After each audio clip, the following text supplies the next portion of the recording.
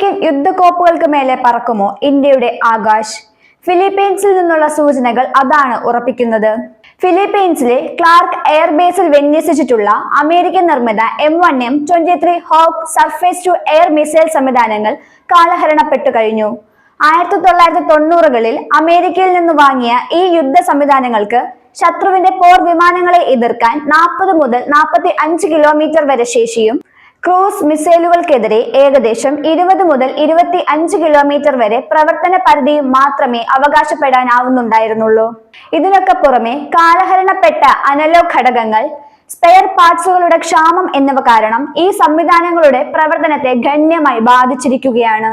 അത്തരം ഒരു സാഹചര്യത്തിൽ ഇന്ത്യ മുന്നോട്ട് വെക്കുന്ന സാധ്യതകൾ പ്രയോജനപ്പെടുത്താനാണ് ഫിലിപ്പീൻസ് ഭരണകൂടം ഒരുങ്ങുന്നത്. ഫിലിപ്പീൻസ് ഹൊറൈസൺ 2, ഹൊറൈസൺ 3 എന്ന നവീകരണ ഘട്ടങ്ങളുടെ ഭാഗമായി പുതിയ നെറ്റ്വർക്ക് കേന്ദ്രീകൃത വ്യോമ പ്രതിരോധ സംവിധാനങ്ങൾ തേടാൻ ശ്രമിക്കുകയാണ്. ഇത്തരമൊരു നിർണായക ഘട്ടത്തിലാണ് ഇന്ത്യ തദ്ദേശീയമായി വികസിപ്പിച്ച ആകാശ് 1S മിസൈൽ സംവിധാനം ഫിലിപ്പീൻസിന് വാഗ്ദാനം ചെയ്തിരിക്കുന്നത്. ഭാരത് ഡൈനാമിക്സ് ലിമിറ്റഡ് വികസിപ്പിച്ച ഈ സംവിധാനം ഇതിനകം തന്നെ ഇന്ത്യൻ വ്യോമസേനയും കരസേനയും വിന്യസിച്ചിട്ടുണ്ട്. തദ്ദേശീയമായി വികസിപ്പിച്ച സീക്കർ സാങ്കേതിക വിദ്യ, മെച്ചപ്പെടുത്തിയ ECCM ശേഷി, 45 കിലോമീറ്റർ വരെ ആക്രമണ പരിധി എന്നിവയാണ് ആകാശ് 1Sന്റെ പ്രധാന സവിശേഷതകൾ. താഴ്ന്ന ഉയരത്തിൽ പറക്കുന്ന ക്രൂസ് മിസൈലുകൾക്കെതിരെ ഇത് 30 കിലോമീറ്റർ വരെ ഫലപ്രദമായി പ്രവർത്തിക്കും. 4 ലോഞ്ചറുകൾ അടങ്ങിയ ഒരു യൂണിറ്റിൽ ഓരോ ലോഞ്ചറിലും 8 മിസൈലുകളാണ് ഘടിപ്പിച്ചിട്ടുള്ളത്. 3D phased array engagement radar, battery level command post എന്നിവയും ഇതിന്റെ ഭാഗമാണ്. 8x8 ഹൈ മൊബിലിറ്റി വാഹനങ്ങളിൽ ഘടിപ്പിച്ചിരിക്കുന്നതിനാൽ തൽക്ഷണം നീക്കാനും വിവിധ കാലാവസ്ഥകളിൽ പ്രവർത്തിക്കാനും ഈ സംവിധാനത്തിന് സാധിക്കും. അതുകൊണ്ട് തന്നെ ക്ലാർക്ക്, സൂബിക്, വെസ്റ്റ് ഫിലിപ്പീൻസ് കടൽ തീരങ്ങൾ തുടങ്ങിയ തന്ത്രപ്രധാന മേഖലകൾക്ക് എല്ലാ കാലാവസ്ഥയിലും പ്രവർത്തിക്കുന്ന വേഗത്തിലുള്ള പ്രതിരോധ വലയമൊരുക്കാൻ ഇതിന് കഴിയും. ആദ്യഘട്ടത്തിൽ ഫിലിപ്പീൻസ് ലക്ഷ്യമിട്ടിരുന്നത് 50 മുതൽ 80 കിലോമീറ്റർ വരെ പരിധിയുള്ള മിഡ് റേഞ്ച് മിസൈൽ സംവിധാനങ്ങളായിരുന്നു. ഇന്ത്യയുടെ അടുത്ത തലമുറയായ ആകാശ് NG ഒരു സാധ്യതയായി കണക്കാക്കപ്പെട്ടെങ്കിലും അതിപ്പോഴും അന്തിമ പരീക്ഷണ ഘട്ടത്തിലായതിനാൽ ഉൽപാദനാനുമതി ലഭിച്ചിട്ടില്ല. അതിനാൽ കയറ്റുമതി ഇപ്പോൾ സാധ്യമല്ല.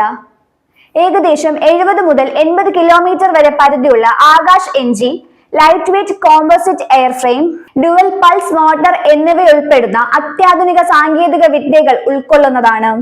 ഈ നീക്കം വെറും ആയുധ ഇടപാടിൽ മാത്രമല്ല, തന്ത്രപ്രധാനമായ വലിയ പ്രാധാന്യമുള്ള ഒരു മുന്നേറ്റം കൂടിയാണ്.